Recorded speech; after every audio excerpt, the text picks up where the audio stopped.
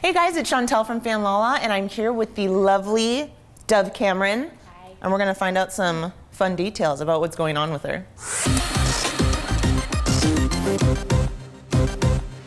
If you could be any other villain, who would you be? And what do you love most about Disney villains? These are good questions. No one's ever asked me that. If I could be like another villain's descendant, like their kid? Or Either or. Yeah, okay. Either or. I would really love to be the Queen of Hearts' daughter, which I don't think we even have in the movie, because there's a lot of, like, we have a lot of, like the main characters are all descendants of, like, the ones that are really prevalent in all of the Disney films, but we have a couple, like, Disney parents and Disney kids off to the side that we kind of acknowledge once or twice that are kind of like Easter eggs, like, they said the thing! But I don't think we have Queen of Hearts descendant. I don't know if she would have a son or a daughter, but I think I'd love to be her. But what do I love most about Disney villains?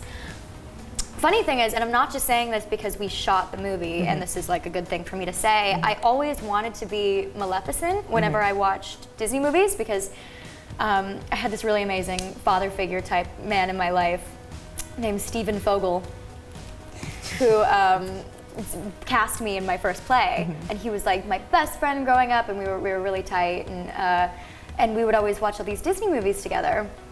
And I told him that I only ever wanted to play the bad guy because the bad guys were so much more complicated. And we had this obsession with Maleficent. He would always put up this huge, like, Maleficent statue that he created during Halloween, and that was like our thing. So I think that's what I love most about them, just that they're complex. And my favorite thing about any villain, not just Disney villains, is the fact that no one in real life is actually 100% good or 100% bad. People are not characters, and they're not books, and they're not traits or words. And so in order to play a character that is drawn very black and white, you have to inject them with a bunch of layers to make them believably bad. And so, like, villains are not really villains at all. They're just, like, severely damaged people. So you have this, like, really hefty backstory that you get to play with. I love when I like see a really good actor, but they're bad. Like, they're not a bad actor, but you know what I mean? Like, Yeah, they're just evil. Yeah. You still like them. Oh, yeah.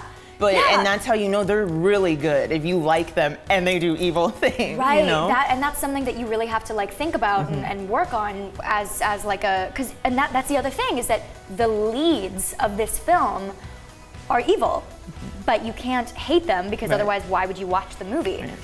And so the whole time Kenny kept interjecting, like, these things that would make them more relatable as a descendant of someone who's supposed to be pure evil and someone who has magical powers, like something that is so untouchable and not anything like what we experience like in our daily lives. To make that relatable, I think, is a huge challenge. And that, I think, that's my favorite part about villains and playing a villain.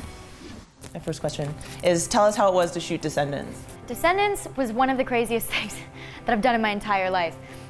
Like, it felt like a literal, like, it felt like a, it was an experience. Like, it was like the Descendants experience, because it was